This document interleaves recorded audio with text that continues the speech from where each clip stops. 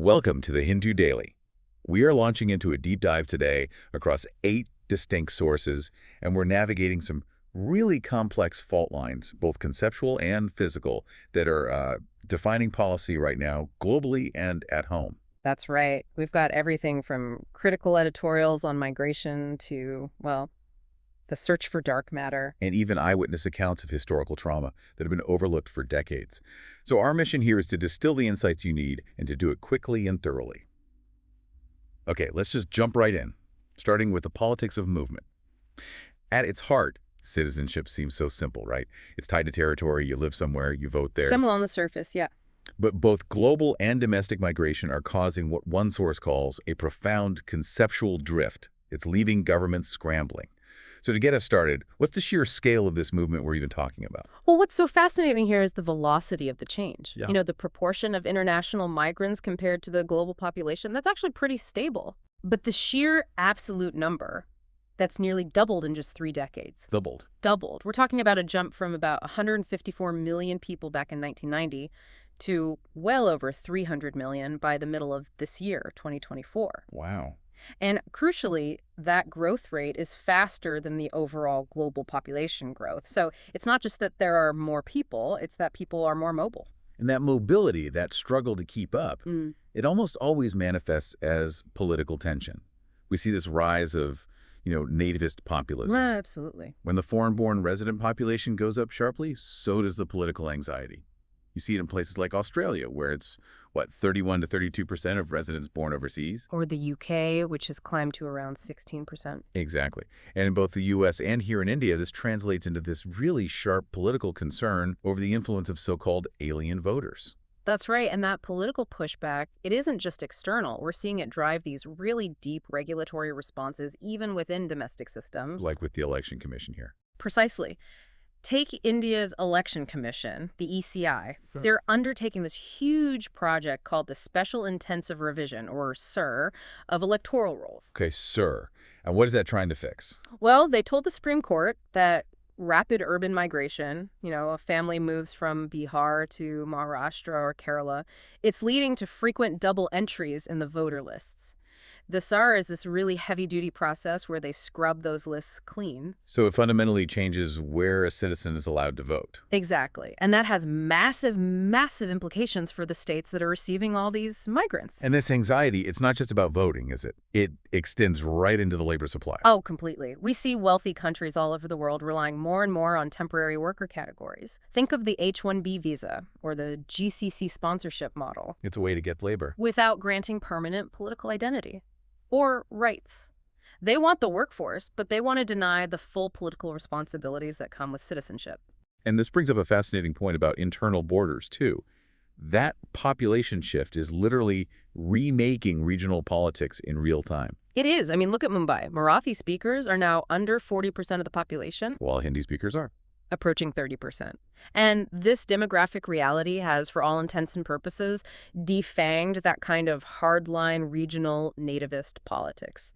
Parties like the Shiv Sena now have to field Hindi-speaking candidates just to stay competitive. We also saw a version of this border shift back in 2020 with the J&K domicile rule changes, right? Which are a perfect example. It suddenly allowed non-locals access to jobs and property after a set residency period, completely redrawing those internal boundaries of access. That sets us up perfectly for our second article, which is about a very specific kind of movement, India's enormous wave of self-financed student migration. The numbers are incredible. Over 13.35 lakh students in 2024, heading mostly to the U.S. and Canada. And this is sold, as this middle-class aspiration for a global degree. But the source material suggests it's a much bigger, much riskier gamble. It is a huge gamble, and the reality is often the complete opposite of, say, democratized education. This movement is channelized by these unregulated recruitment agencies. They operate in a total gray zone. Driven by what? Commissions? Purely by commission. Their only goal is to maximize their fees, so they frequently push students toward lower-tier vocational colleges that have little to no quality control. They're essentially leveraging the vast debt capacity of the Indian middle class. So we're seeing the globalization of middle-class debt. Aspiration itself becomes the main export commodity. And the outcome, when they actually arrive in these countries, is often widespread de-skilling. Can you give us an example of how that plays out? The UK is a really stark case study here. A lot of the former polytechnics have completely shifted their model to cater almost exclusively to international students. Sometimes even waiving entry requirements, I read. That's right. And the data that comes out of that is really sobering. Only about 1 in 4 Indian postgraduates in the UK actually manages to secure a sponsored skilled visa after they finish their studies. Just 1 in 4. So what happens to the other 3? They're just left in limbo, stranded. And the financial fallout must be tremendous. These students are shouldering burdens of what, 40 to 50 lakh rupees? At least. And they're frequently mortgaging family property to do it. This leads to this bizarre economic phenomenon called reverse remittances. Reverse remittances. So instead of money flowing back into India. Exactly. Indian households are now subsidizing foreign economies through tuition fees and living costs. The source estimates the outflow from Kerala alone, just for student remittances, is over 43,000 crore. 43,000 crore. That's a staggering number. It is. And these students, they're saddled with debt, they're restricted by visa rules, costs are high. They often have no choice but to take low-wage, unskilled, and sometimes undocumented jobs just to survive. It's a kind of brain waste that's being driven entirely by debt. It's important to see that the deeper driver here isn't just about, the quality of Indian institutions. It's a structural pursuit of permanent residency, of social mobility. And an escape from what many perceive as a third world identity. The deep irony is that this whole debt-driven system inadvertently creates this massive pool of cheap, educated labor for OECD countries to exploit. Okay, now let's look at the policy that's supposed to manage all of this. Our next article critiques India's proposed Overseas Mobility Bill of 2025. It's meant to replace the old 1983 Immigration Act. But the criticism is fierce. The question is this facilitation or is it fragility? Well, based on what we're reading, it leans heavily toward fragility. And if you connect this to the exploitation we were just talking about, Right. The core danger in this legislation is the removal of the migrants' right to self-advocacy. The earlier 2021 draft gave migrants the actual power to haul their exploiters into court. And the new bill. It removes that essential lifeline. It forces workers to rely entirely on these overstretched, distant government bodies to get any kind of redress. And it also seems to be systematically taking away the tools needed to fight things like debt bondage. It absolutely guts the anti-predation tools. They've removed the mandatory requirement for recruitment agencies to disclose their fees transparently. And that lack of transparency is the whole game, isn't it? It's the precise mechanism that enables debt bondage and contract substitution, where a worker pays a huge sum for one job only to find the contract is for a much lower paying position once they land overseas. What about protections for the most vulnerable? It's a real step back. The bill dilutes specific, heavier penalties for crimes against women and children into just a vague nod toward vulnerable classes. The centralization issue also really strikes me as counterproductive. The bill sidelines crucial stakeholders, like the major migrant-sending states, Kerala, Uttar Pradesh, and all the civil society groups. It does. They're removed from the Overseas Mobility Council. So the crises are brewing locally, but the solutions are all being centralized in Delhi. It really feels like Parliament absolutely has to step in here to fortify this bill. The power needs to be put back in the hands of the workers and the state agencies that are actually closest to them. All right, let's pivot now from regulating human movement to trying to understand the cosmos. Our next article dives into one of the universe's biggest mysteries, the search for dark matter. A huge topic. We know it accounts for about 27% of the universe. Only 5% is the ordinary matter we can see and touch.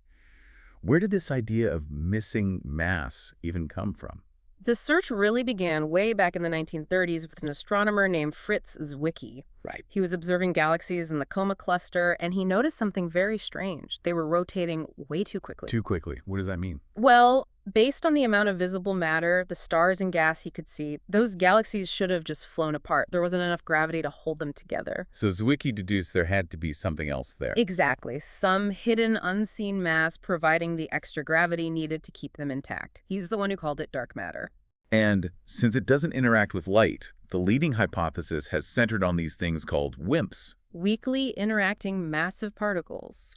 So how on earth do scientists even hope to find something that is, for all practical purposes, invisible? The whole methodology relies on detecting the residue, you could say. The theory suggests that when two WIMPs collide and annihilate each other, they should release a burst of high-energy particles. Specifically, gamma-ray photons. That's right. So by mapping these high-energy gamma rays across the sky, scientists are trying to map the presence of dark matter. Which brings us to this specific new claim. An astrophysicist named Tomonori Totani used data from the Fermi Gamma Ray Space Telescope. And he thinks he found a signal. He does, a 20 GeV gamma ray signal, and it seems to extend in this halo-like structure near the center of the Milky Way, which is consistent with some predictions for a WIMP that's about 500 times the mass of a proton. That sounds pretty significant. It's a very compelling claim, but the critical context here really demands skepticism. Why is that? For one, the signal he reported is actually too large to fit neatly into the classic WIMP models. And maybe more worryingly for the claim, when other scientists try to confirm it by looking at other dark matter-rich regions. Where they should see the same thing. They should see a corresponding signal, but they don't find it. Which means this signal might just point to an excess of radiation, something that suggests we're missing a piece of our model of the Milky Way galaxy itself, rather than definitive proof of dark matter. That need for rigor is just paramount, isn't it? Especially for something so foundational. I know discoveries in particle physics require what's called 5 sigma confidence.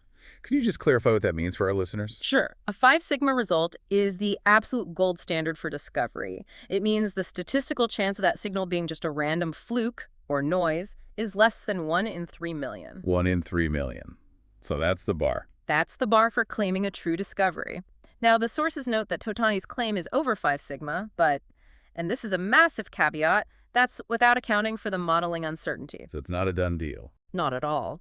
But if it does hold up, it wouldn't actually force us to throw out the existing lambda-cold dark matter model. It would just sort of slot into a niche within that framework.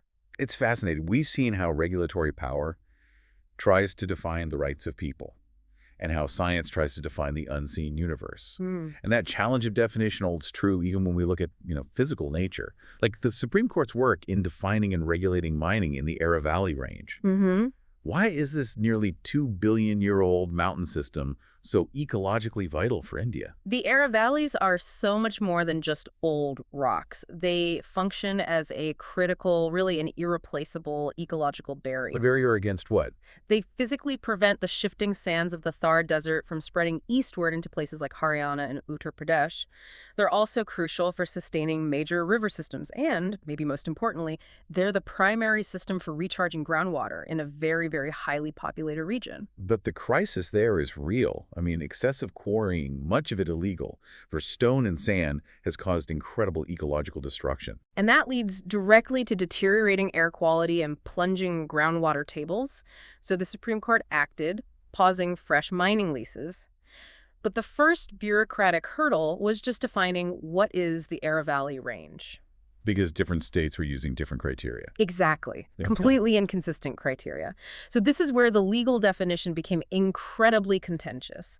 The SC-appointed committee finally ruled that only hills above 100 meters would make the cut.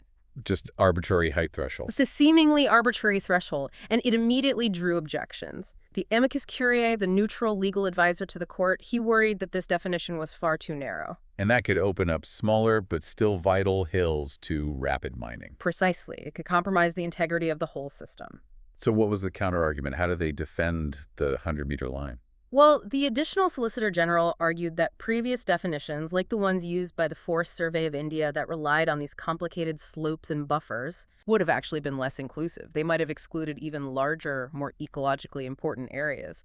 So, in the end, the Supreme Court opted for a very calibrated solution. Yeah, not a total ban. No, they rejected a total sweeping ban, which, by the way, often just fuels violent, untaxed, illegal sand mafias. Instead, they opted for a detailed management plan for sustainable mining, or MPSM. So a more nuanced approach. A much more nuanced approach.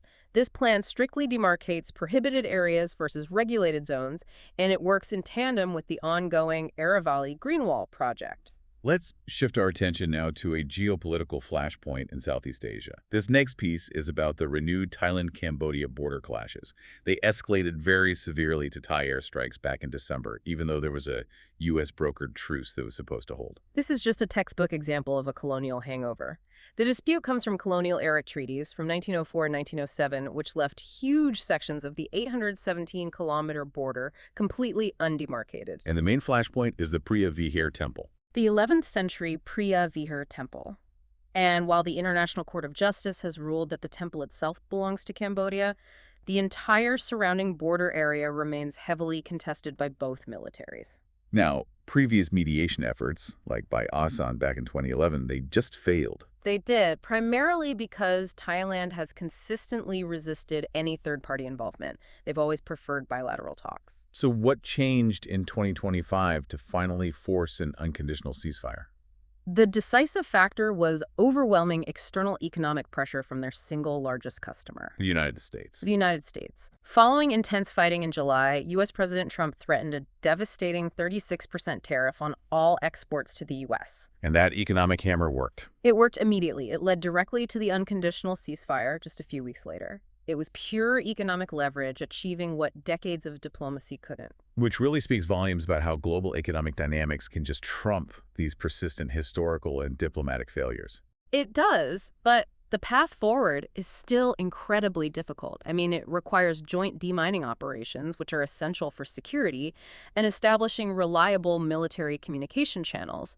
But the fundamental challenge is still there. Reconciling Thailand's preference for one-on-one talks. With Cambodia's clear openness to involving third-party mediators to settle the borderlines once and for all. Let's move now to a different type of conflict and a different border. Our next piece is called Kashmir's Forgotten Trauma. It shines a light on the 1947 tribal raids in Jammu and Kashmir, which are often just tragically overlooked in the broader South Asian partition discourse. Yes, and the importance of seeking out these eyewitness accounts is paramount.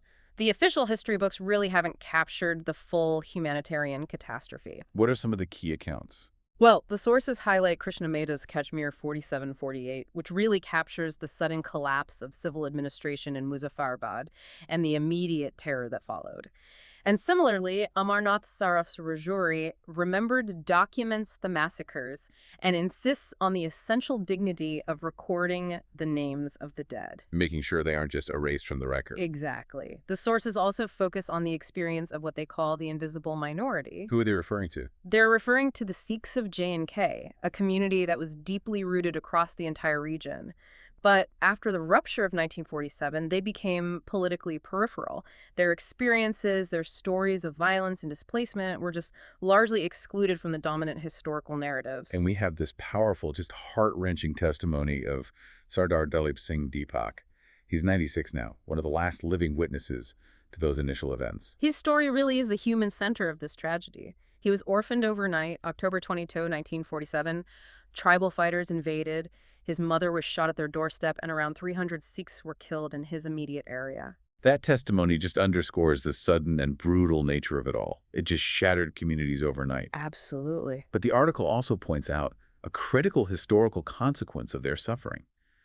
The local resistance mounted by Sikh villages like Ikahama, often with just simple arms. Why was that resistance so crucial? The local resistance, however brief it was, it delayed the Kabali advance. And this bought crucial, absolutely necessary time for India's military intervention on October 27th. So it had a real strategic impact. Historians now agree that this resistance very likely altered the strategic course of Kashmir's history. It dictated which areas were ultimately secured. The urgency now is just to record these aging witnesses who hold the key details of this decisive period before their memory fades entirely. Finally, let's wrap up with global economics and governance. Specifically, the BRICS presidency handover. Brazil passed a gavel to India, a gavel made of recycled Amazon wood, replacing the old steel one. A very clear symbol. Right. It clearly underlines a focus on sustainability. And Brazil's 2025 legacy under President Lula really focused heavily on that.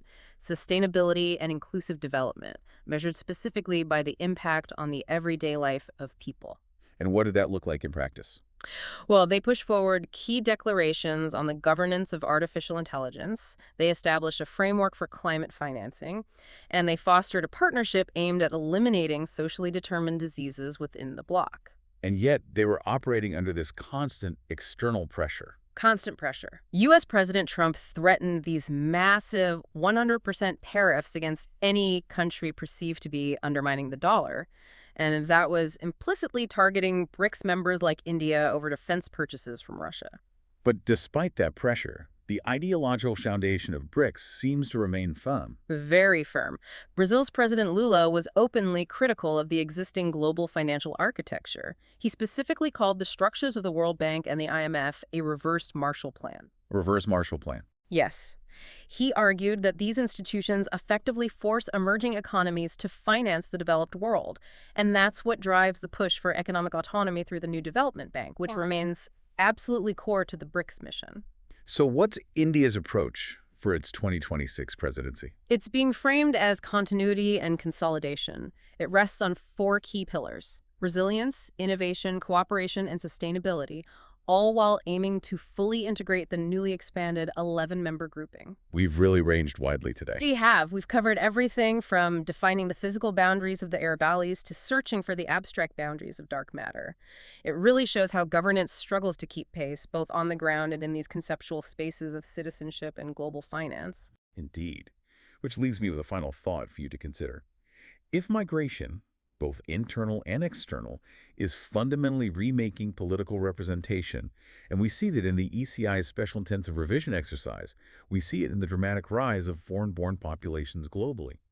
How long can democratic systems afford to leave the rights of mobile labor, be they students, internal migrants, or temporary workers, so incredibly fragile without fundamentally destabilizing the politics of the home country itself? Thank you for listening. If you want to provide suggestions, please contact on the Twitter handle given in the episode description. As always, we are eager to hear what our listeners want to be informed about. We wish you a great day.